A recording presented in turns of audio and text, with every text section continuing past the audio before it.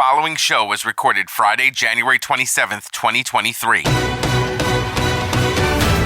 You're listening to the voice of Nassau Community College, 90.3 WHPC. My name is Bill McIntyre, and it's time for this week's Long Island News, the show that talks to newsmakers from Nassau and Suffolk County that matter to Long Island and Long Islanders like you. So each week, we'll have a conversation about issues that affect all of us. I live on Long Island just like you, and I want to know more about where my tax dollars are going, and I want to know more about the people making the big decisions that affect all of us.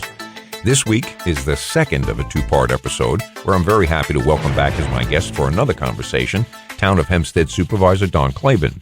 A reminder, if you missed our first conversation from last week, you can listen back to it by searching for this week's Long Island News wherever you listen to podcasts. Welcome back, Mr. Clavin. How are you? Hey, Bill, and I'd say hi to you and everybody on WHPC listening here today. I hope everyone's having a great day. I think in last week's paper, we didn't really talk about it, but there's a story about armed guards in the schools now. Apparently, South Huntington decided that was a remedial thing to do, or what's your feeling on that? You know, listen, I'm a father of three. I have three young kids. I have a 15-year-old daughter, a 13-year-old daughter, and a 10-year-old son. I am concerned for their safety for numerous reasons. I'm not going to lie to you. I'm concerned for their safety at schools. I'm also concerned for their safety at home and in the streets. I think we're in a time where we are seeing a lot of crime taking place. A lot of assaults taking place. Where I live, we recently, three of my neighbors were burglarized in the evening, where they were upstairs sleeping, and their homes were broken into at approximately 11:30 at night. The first floors were robbed. They were okay, but we are seeing definitely a surge in crime in every community. I don't care where you live; it's happening in every single community. It does not, it is not limited to one area. Right. But when it comes to our schools, listen, I make sure my kids get on the bus. I make sure they get off the bus. When I have to drive them to school early, I make sure they get in the building. Am I concerned for their safety? Yes, I am. Do I need to have a guard there? I leave that to the school administrations. Where my kids go to school, I think they really run a tight ship. I mean, I don't get into the school unless my ID is shown. Then I'm going to a first area. There are buzzers everywhere. I think they have it locked down. But if a school district, for whatever reason, thinks they need the added security, then you know what? I will respect those administrators. I will respect those teachers. And you know what? It needs to be done. But it's sad. Yeah. It's a sad commentary on our society. It's a sad commentary of our times. And you know what? It's unfortunate that people have to go with the mindset, I'm putting my kid on a bus, and be concerned about them being at their school. So, yeah. Well, I mean, as parents, we want to see them safe, but there's only so much time that we're actually in control of that to some degree. I remember when my daughter first went to school and she walked up to the school bus and the first step was like up to her chin. And I just thought, oh my, these peanuts were getting on the bus, such small kids. It can be a real. Bill, it's you touch on something that listen, and I'm sure every parent goes through the same concern. When I grew up, I was getting on a bus going home. There's so much out there now. Social media. I hear stories. Kids get on social media, and you know what? People they don't know suddenly want to be their friends, and they don't know who these people are. And by the way, it's troubling. And I stress to my kids, if you don't know somebody, don't talk to anybody. I monitor what they do on social media, but these are scary times. There's a lot going on, and I hope residents and I hope all your listeners, who have kids or older or younger, are really paying attention to what they're doing, because I try and do the best I can. But I sometimes when I hear stories, it's very, very troubling. But like I said, I saw that story about the guards, and it definitely raised an awareness on me. But I know locally, I feel like my school district's doing a good job. And if they had to modify something, I would be supportive of it. Right. Somebody mentioned to me the other day, and I've been thinking about it because it seems.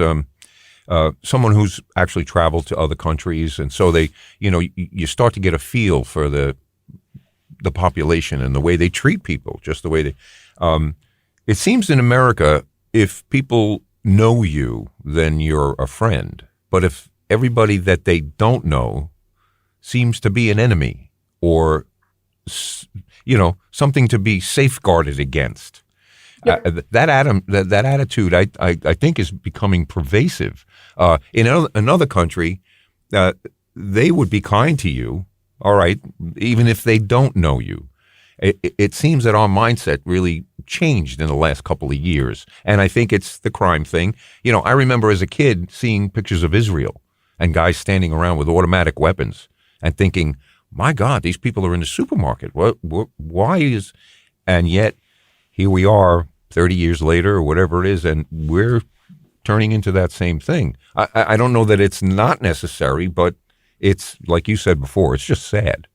It is, and people. I think people are just realistic about this. I mean, I tell the story about there's a Walgreens not too far from me that I frequent, and people walk into the store every single day and take the items, and the staff there have been told, "Don't call the police." Yeah.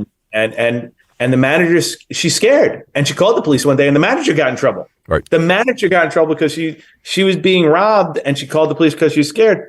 It's real, and as I said, and it's everywhere. I know people think, oh, we need to modify things. It has become such an extreme in a way that it's a revolving door of people getting arrested and walking out. People feel they can get away with. Everyone sees the videos at times of people going to stores, just grabbing these items, walking out. Oh, yeah. A society needs laws that safeguard people, and I get disgusted when I'll tell you a story about I'm at the train station a couple weeks ago, and I'm talking to people, and I like to go down there and just talk to people at random, and a nice person, resident, she was from, I think it was East Meadow. And she said, Don, 5 years ago, I would take the train in, put my earbuds on, walk around, go to my work. She goes, absolutely no way. She goes, I don't listen to music anymore. I am aware of my surroundings when I get off the platform and when I'm on the subway. And until I get to my office, I am on alert. Yeah. And I say to myself, look at that mindset that she is now traveling in a matter of 5 years. Right. She has gone from having a leisurely walk to she is on high alert just to get to her office. That spoke volumes to me. Yeah, really did. Yeah, no, I'm one of those people that I mean, I love music, but I cannot wear earphones in public. I think, and one of the examples, they asked Helen Keller at one point, well, if she could, which sense would she take back? And she didn't say her eyes. She said hearing. I can get more information from hearing. Because echolocation, she was really, I thought that was telling. But I always feel cut off when I where did half of my senses go? That's what it feels like. I always disconcerting to me. And I chuckle when I see people running, and I just think, how many things are you not seeing? I think, it's funny. I think half the time they just fake it because when they don't really bother with people, they just don't want to talk to the person next to them. That's true too. Going on. It's like, right. Maybe it's a method. Maybe that would explain why my wife walks around with earbuds in the house. She's just like, I don't know. Maybe I'm just annoying. Who knows? No, you could be right. Oh, that's funny. Okay, well, let's see. Well, we touched on last week a little bit, but we didn't talk a lot about the shark sightings. What's the deal there? Are they finally evolving and realizing that the beaches are food? Or, I mean, it is fascinating. The sharks story is something that when a shark hits the water, everyone thinks it's Jaws. They come down here. I have a friend in Wisconsin who called me one night. He says, "I'm watching you on World News tonight. They're talking about sharks in Wisconsin." So what we've seen, and it's actually a testament to what is happening in the environment. We've seen more sharks in the last 2 years than we have seen sightings in a decade. And they're not sand sharks. We've always had sand sharks or small sharks there. We've seen different species of sharks, in particular the bull shark in this region, on the South Shores primarily, that we've had more sightings, I think, in 2 years than they did in almost 15 years. Wow. And that's due to a couple of different things. One, the waters have gone up a little bit in temperature. Secondly, they've actually become significantly cleaner. which is nice to say.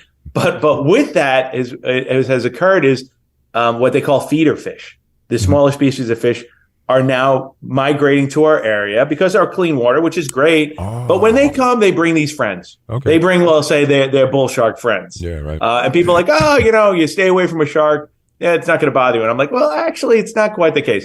Here's the problem with something like a bull shark. The bull sharks actually like to come to the wading area, which makes it very, very difficult. When we see them, you got to get the swimmers out. And people have been amazing about this because they understand it, because we've tried to educate them. Our lifeguards are trained not only to look at the waters at swimmers, we now do training on identifying dorsal fins of different species. Oh, wow. And they have been able to identify numerous. They know a sand shark. They had one great white, but numerous of these bull sharks in the last couple of years. And they get them out. My favorite was the lifeguard who pulled people out of the water, and people like, oh, there are no sharks. You don't know what you're talking about. And with that, a 6-foot bull shark jumped out of the water in front of the two of them, and the resident was like, you know what? You're right. You know what you're doing. I'm getting out of the water. Last year in particular, what you saw last year was unique.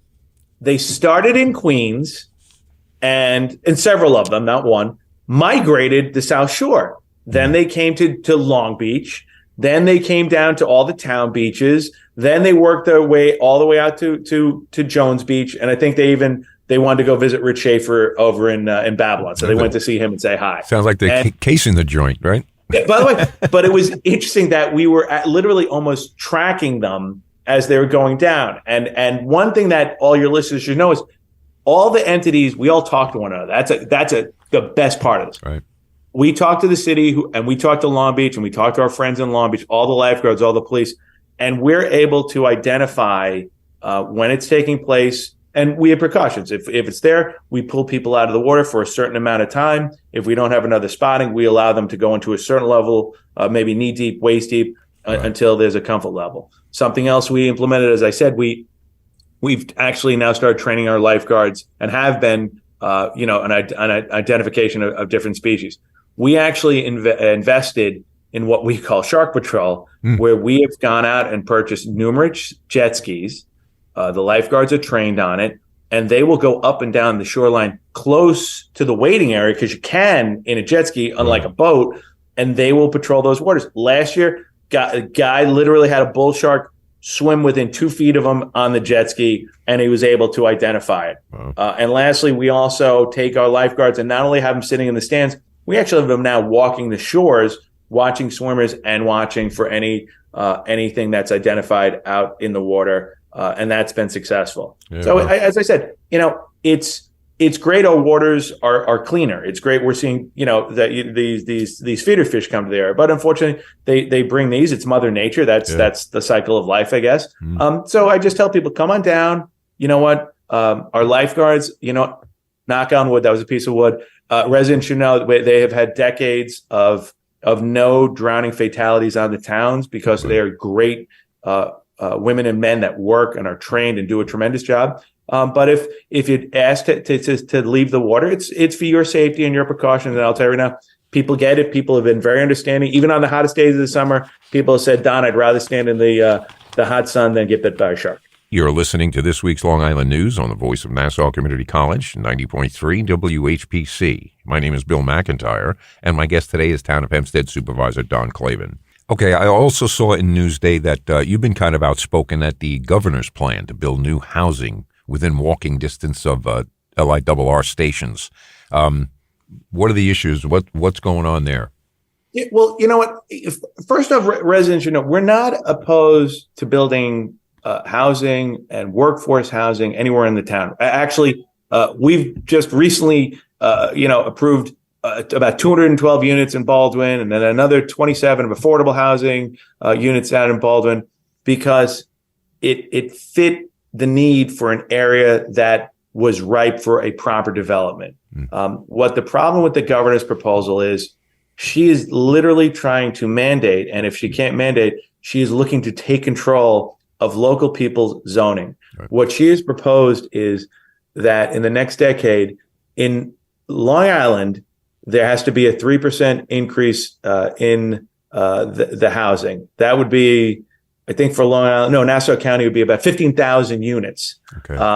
And if the localities aren't willing to do it, she wants to have the authority for zoning taken over by Albany and expedite environmental reviews. Now, that's something that I think is something that is improper. I'm opposed to it. All the town supervisors in Hempstead, as well as Suffolk, and the mayors are all opposed to it. The last thing you need is Albany bureaucrats telling you how your housing's going to be. And what's really the scary figure is the governor saying, and this housing should be within a half a mile of any train station. That would create the ability for her to throw in housing wherever she wants in a 25-mile radius in Nassau County. And it's wrong. As I said, if a community supports something, it'll get done. And there's always, there's a give and a take. There are sometimes that West Hempstead, by the West Hempstead train station, I've never seen anything like it. The residents came out of force in support of a development, hundreds of units. They wanted it. It was a blighted area. You know what? They're very supportive of it. I've seen other areas that they're saying the roadways are 2 lanes. They're not, it does not, adding hundreds of units is going to cause congestion. You know what? They're making valid points. But you're listening to localities. The governor is basically saying, "Oh, we're going to take it. We're going to take charge." Well, my experience with Governor Hochul, though, is when she puts out one of these things to fly, and everyone looks at it. When she gets the feedback, she usually reacts, and not necessarily negatively. I mean, she's I think the bail law was one of those examples. I definitely think it was put out too fast. But we all know why we had to have it. We can't let people languish in jail. That just shouldn't happen. And it's been happening for a long time. So when people expressed their concerns, well, they started to tweak the law. And thank God. I mean, I didn't understand right in the beginning. You're going to have a bail law that's going to circumvent judges. Then what are we paying judges for? We told the guy, here's your gig for $150,000 a year, whatever the heck they get. And but you can't do your job. Great. Can I get one of those jobs? Can't we all? But it was funny. The governor last year proposed something along these lines where it was going to be, they were going to allow accessory housing units anywhere in the state. And there was significant blowback, and she pulled back from the proposal. She's now in office. I say to people, look, we support proper housing. We support what fits a community by listening to the community. Right. And you know what? And like I said, and more people are embracing, listen, housing 20 years ago was different. It was, it was a brick building. Places look different. They look great. They're accommodating. They're understanding they want to blend in the community. They're great, but it should remain local. It should remain with your township. It should remain with your villages, and it should remain, at the local level. In addition to that, she was pushing for 3% down here, but in upstate New York, it was only 1%. So I'm like, well, what's, if you're going to treat everybody fairly, what I've suggested to the governor as recently as this week is, instead of mandating and telling people what you want to do and in some ways almost in a threatening manner, why don't you hold a forum and invite township supervisors, both R's and D's, mayors, and talk about the problem and then find a solution. I was on a panel the other day with Ed Romaine. I think Ed's a tremendous supervisor. He's a supervisor of Brookhaven. And we talked about this very issue. And I'll tell you, he brought up, he says, the governor's proposal would put hundreds of units at these locations. And he says, there's no sewer at any of these locations. There are no sewer lines. He said, that's millions upon millions of dollars to address that. Where's that money coming from? And I'm saying it was such a valid point that he was making. That's why I said the governor's got to understand there are regional issues with all these projects. As I said, roadways, waterways. The thing that bothered me significantly was the environmental review. The last thing I want to hear is an environmental review has been expedited. That's not right. You want it done properly. You don't want it done timely to benefit a builder. So that's why there's been blowback. And I'll tell you, the residents really are behind keeping it local. They like their local officials for a reason. They can yell at their local officials at the local supermarket. That's life. But they want to keep their voice, especially with development in a locality so they can hold people accountable. Yeah, sure. But you know what? This is exactly how government's supposed to work. Somebody proposes something, somebody doesn't like it. The conversation goes, sadly, it turns into sometimes a battle of rather than the issue, my dad's stronger than your dad, kind of thing. And that gets crazy. But this is how it's supposed to work. The official puts something out. People say, I've got objections, blah, blah, blah. And then me as a voter, I sit and see, okay, well, Don Clavin is complaining about it, and here are his reasons. And you know what? That makes sense. Okay, Governor, what are you going to say to that? Okay, we're gonna back down. We're not going to, because the towns say they don't. That's how it's supposed to work. Right? By the way, but you're also supposed to find, a ground. That's why I said mine is. Well, that's step two, and that's step two. And I think that as far as politics goes today, we're still working on that. It's funny, Bill. I will tell you. It's somebody at this forum the other day was saying that the governor had lost both Nassau and Suffolk County in the election, and then they said even Tom DiNapoli lost. And they were saying and somebody was making it more of they're out of touch. And I actually stopped them and I said, listen, I'm a Republican. One of my staunchest and one of my favorite public officials to deal with is Chuck Schumer. Mm-hmm. Chuck Schumer, since the day I got in office, he is responsive to everything I need. When I'm doing things, he has been an ally when we advocated to things.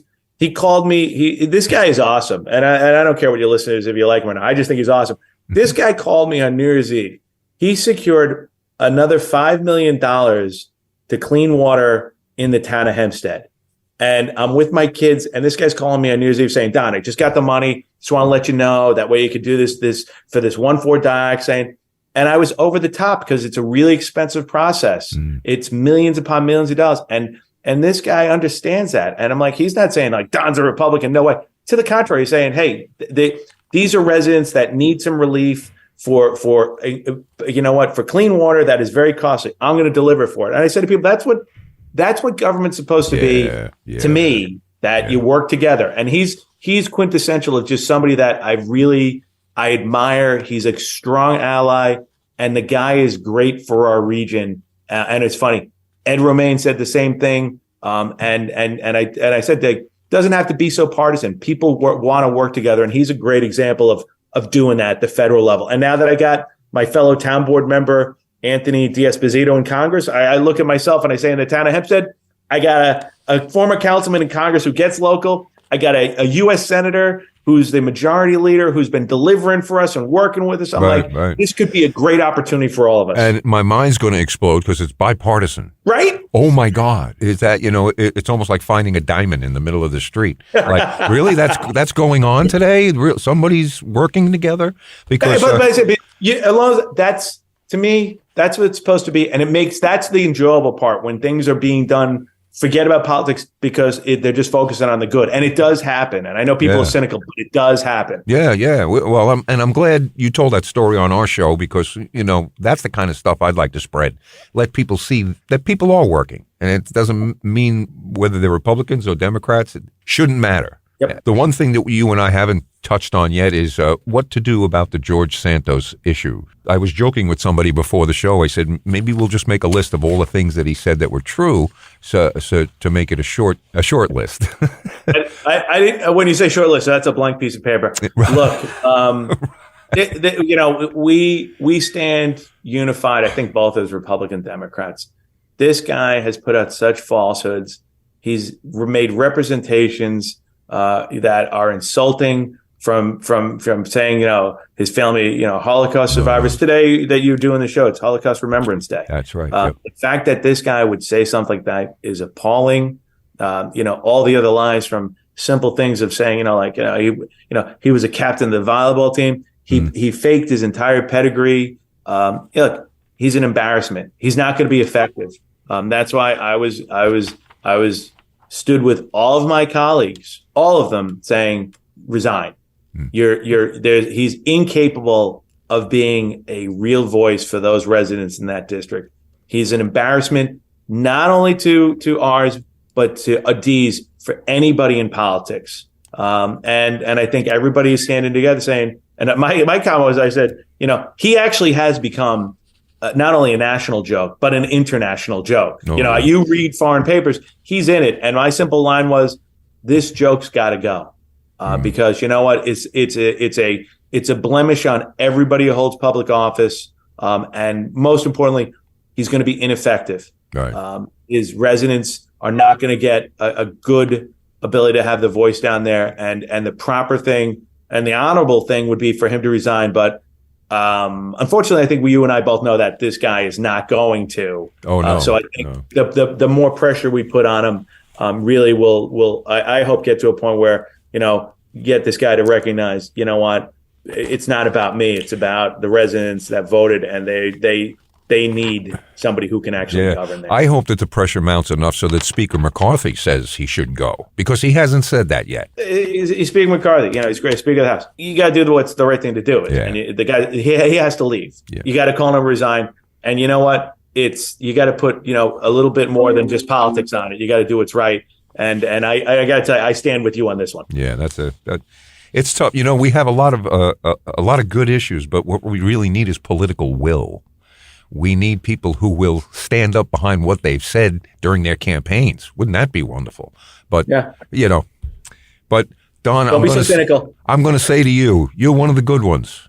Like I said, I have my issues with the Republican Party, but there are a couple of. Ann Donnelly, I interviewed the district attorney, and she was great, straight ahead. I didn't hear any of the normal junk that I hear. You guys are working and you're doing a good job, and heck, the biggest town in America. You got the biggest town in America. That's not.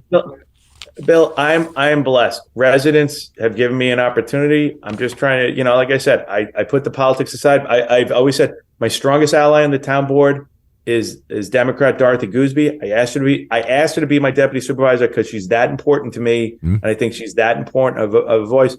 And that's what it's about. It's not about a party. It's about.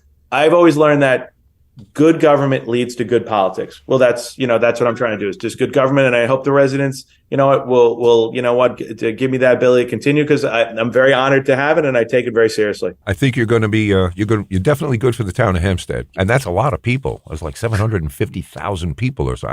It's mind boggling.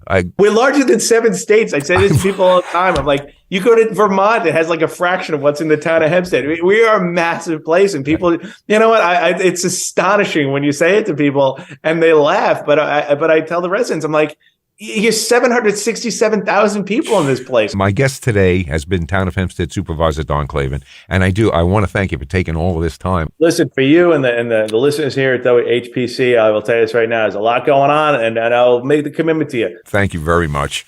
Okay, so the clock on the wall says it's time for this week's Long Island News to move on out of here. I'm Bill McIntyre, and remember, you can listen to us by searching for this week's Long Island News wherever you listen to podcasts. And we're right here on the radio every Friday at 3 p.m.